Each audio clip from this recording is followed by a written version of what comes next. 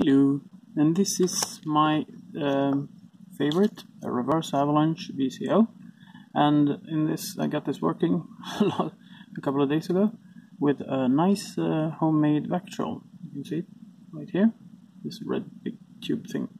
And Vactrols are quite easy to make once you get the hang of it. I had to do some experimenting. The first ones, well, they didn't turn out too well, but they're really easy to make. I'm going to show you how I do it. I use a piece of black heat shrink tubing. This is a white LED, and I put the LED, it's a really tight tube, so I shove it into, well, somewhere in the middle, like this. And then on the other side I put an LDR. It doesn't really seem to matter much which the rating on these ones, how much resistance they have. It doesn't really seem to matter that much. So just put it on top like this, and then you use just an ordinary lighter, and you shrink it. I usually do it at the center first, and then the rest of it. I shrink it down as far as it goes. You see, it turns out a little bit crooked. It doesn't really matter. You can just adjust it like this. Hold it until it cools down,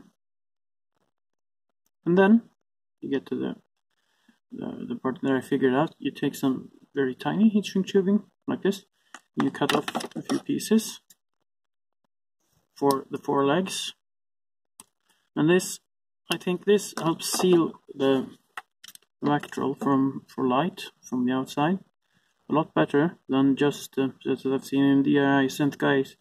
He used pliers, and I tried that method, and the Vactrols, they turned out, they didn't look very nice, and they were, well, sort of not working as well as I had hoped. Some of them leaked, had some light leakage. You see, now it's really getting difficult to shove it in there, but just put it in there as far as you can.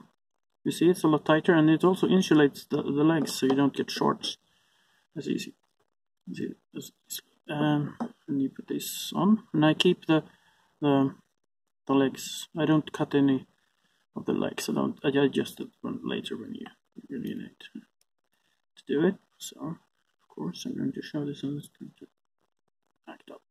Okay, so I put it in as far as I can, and then I take a bit of red heat shrink tubing, which is a bit thicker. It's a bit wider than the ordinary one. You see, you can see the LED and the LDR are really nicely placed. Then I put the red tubing on top like this, and then I shrink it all down again. And this way I get a very nice light seal, and it looks a lot more attractive as well. And then you make sure that the smaller heatsink on the end also gets. I use a lot of heat actually. So the Vactrol turns out like this.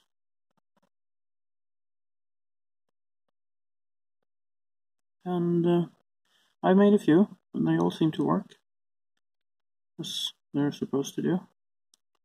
Okay. And you get a decent feed on these through these, because you just put my multimeter on the. So put my multimeter on the LDR side like this.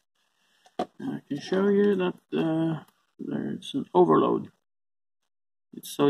When this meter goes up to, I think, 10 megohms, so it's more than 10 megohms, so nothing is flowing. Put the meter down there, and then I just use my LED tester, and I can put it like on 2 milliamps maybe. I think that should be enough. And this is a really nice LED tester, so you just push the button, and you see you get down to like 300 ohms or something. So even with a very small current, you get a nice Vactrol effect. You put like 20 milliamps, and you get down to like 175. But I guess you never get that. Well, you never pull that much current in the sensor last year. But 2 milliamps. That's, yes, I think even with 2 milliamps, which isn't very much, you get like 300 ohms. resistance. It works nice.